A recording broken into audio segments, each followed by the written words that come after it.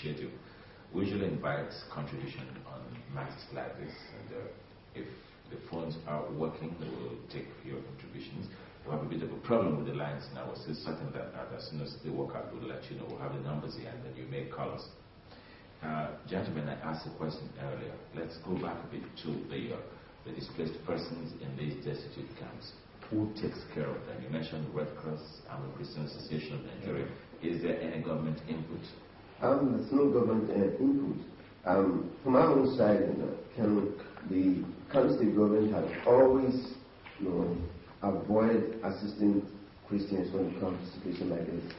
The 99 crisis, for example, some aid was sent to the governor of Kano State by the federal government, and then we didn't know where they relief went. The Yoruba community up to now are fighting with the government about why their people were not given anything. Because whatever comes, it looks like they have believed that non-Kano indigenous have no right to any benefits there. So they divert the thing to themselves. So the government is not doing anything, but only we just appreciate Macedonian initiative who came there to find out and are showing interest in contributing towards the welfare of the people. Reverend Thompson, what other arrangements are you making to get funding, since not so much seems to be coming from the government? Well, let me, to cap up what he's saying and answer your question in the same breath. Kaduna was a bit different because I think Christians lost about 2-something billion, almost 3 billion. And finally, billion lives or naira? Naira. And when funds were finally released, in my personal opinion, I'd always advise that whenever we have these kind of problems, the Christian Association of Nigeria should not expect any money from the government anymore. Because from our studies, because after we give out aid, we also study the root of a problem to see whether we can prefer solutions to it. All said and done, Kaduna did not get up to 70 million after the government was through. And what we're saying is that we're seeing a consistent pattern in these assaults and the traumatization of these peoples in these belts. As a matter of fact, the follow-up is predictable. The African traditional system helps to absorb shocks. And I want to say that it's a shame to Christianity, especially in southern Nigeria, because I, frankly speaking, tomorrow we're going to have a charity walk, and this is our appeal to Christians in Lagos State, that they need to look beyond their personal needs and look out to care for people in other parts of the country, especially the co-Christians. This is the last time we're going to be reaching out. We're going on a charity walk tomorrow. We need mattresses, we need beddings, we need clothes, we need all items to help to resettle people. Sewing machines, we help to get widows back. Right now in Surulere, we are visiting a lady who lost 4 children in Kano. They were burnt. She herself suffered burns. She has been transferred to Lagos. Find out what is happening. It's happened in Kaduna, it's happened in Jos, it's happened in Kano, it's happened in Bauchi. What happens is that it's the relatives of the people that help to absorb as much as possible. But the problem is reaching epidemic proportions now, because we're discovering that each time, we were still working in Kaduna when Jos opened up. We moved to Jos and decided to work in Jos before we could even get in much aid at all. Kano had erupted. And what we're looking at right now is beyond the imagination of the average person. Now let me just say this. I think it's because most people don't know the kind of problems that are going on and the kind of way people are dying and the need that's out there. Or else, I want to believe that the church has a conscience. And there is no way we will leave these people to be brutalized like that and to be destitute, and then some of the persons have gone insane. There are some children we don't know their parents are nowhere to be found. There's a woman in the camp in Jos, her husband was slain, nobody could really tell her, she's been searching all over the whole place. The traumatic effect afterwards is horrible.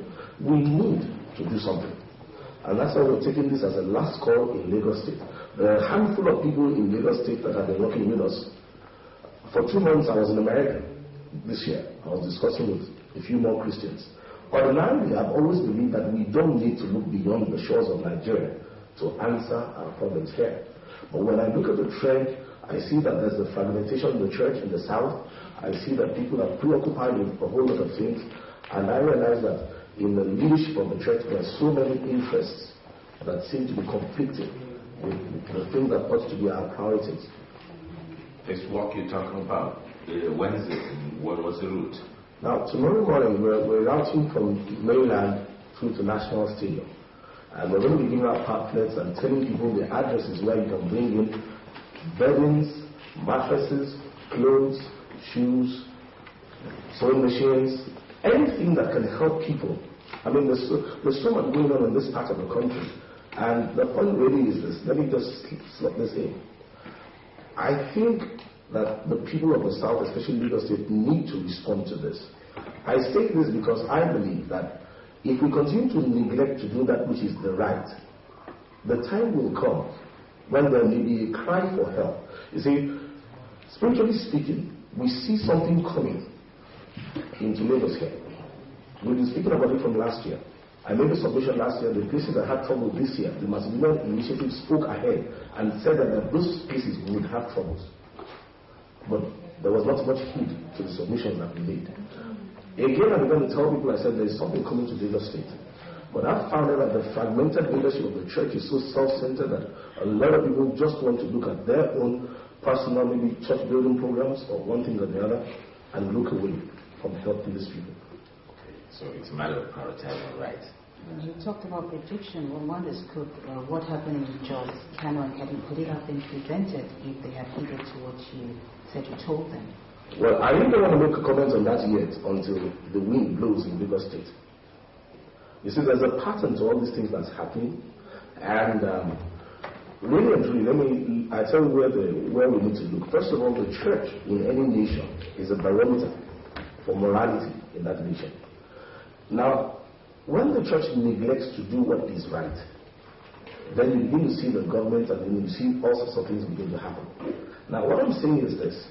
Not only have we studied these things, we've made submissions to all quarters. In some cases, some people say, look, we don't want anybody to hear about these things. Let's just keep it secret. Don't tell anybody. We don't want our Christians to know about it at all. So there are lots of Christians whose pastors and all that know about all these things, but the ministers don't want them contributing. So I'm saying to you now that a wind is coming. It's going to blow in Lagos State here. And when it does, then we can come back and comment and mention how that we have done our best to let all see that we need to stand for righteousness and help those in need so that we will not have to cry out for aid in Lagos State.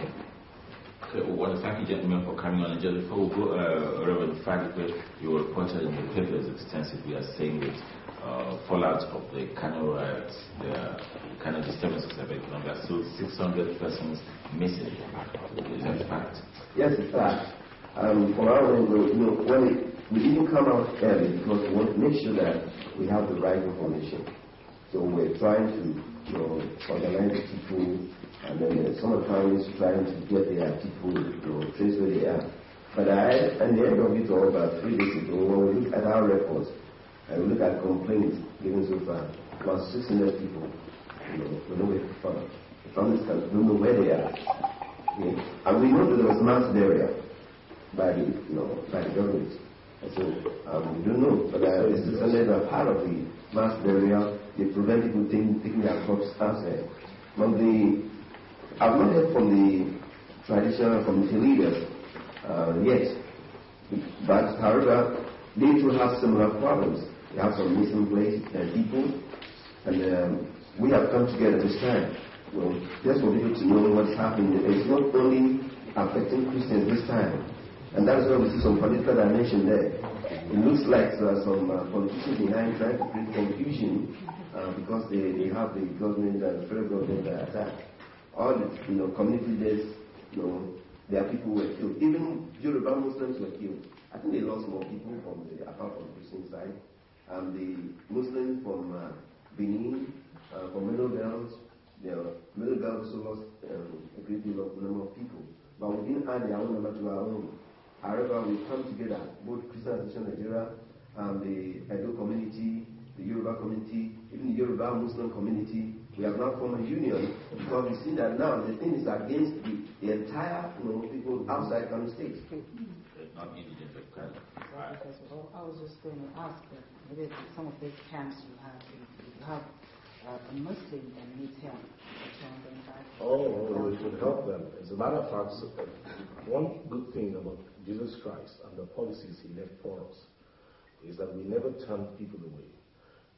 Once you're ready to come to where the Christians are, where we're distributing in the camps, and you're not faced by the fact that lots of Christians there, we cater for everybody above the Lord.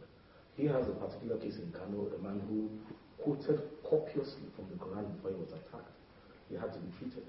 So the Christian hand is behind the Macedonian initiative, and we reach out to all.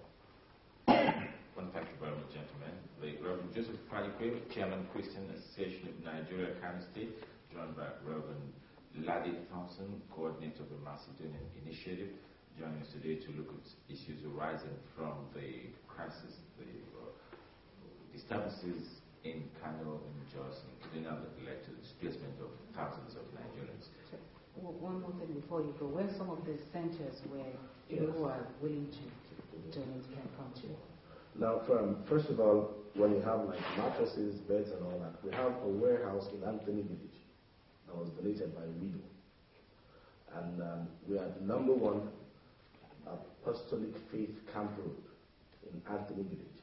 That's for beddings, for clothes, and all that. Another center that we have is the Haggai Community Bank. And that's for people who want to bring money in that we need to take care of these people. You can either go to Haggai Community Bank or to Citizens Bank and ask for the Macedonian Initiative account and pay in. And we have the Haggai Community Bank, the managing director, Richard Mameru. He's one of the people on the board of the Macedonian Initiative, ESCOM, FORM, Bridget Iswedi, Emeka Mera, and all these people actually help us in overseeing, how this was fought. Thank you very much, gentlemen. Let's hope that in times to come, these problems will be avoided. So we spare you and other Nigerians the problem of coping with problems that arise from avoidable circumstances and situations. Thank you very much. Reverend Joseph Fadipe of the Christian Association of Nigeria in Kano, joined by Reverend Ladi Thompson of the Macedonian Initiative. Thank you, gentlemen, and good luck with this work tomorrow. Okay, we'll come back. When we'll come back, we'll take up other issues arising from it. We'll look at the matter of deregulation or liberalization of the downstream sector of our industry. We'll talk about that and other issues arising from the news this Friday on Tech. Stay with us.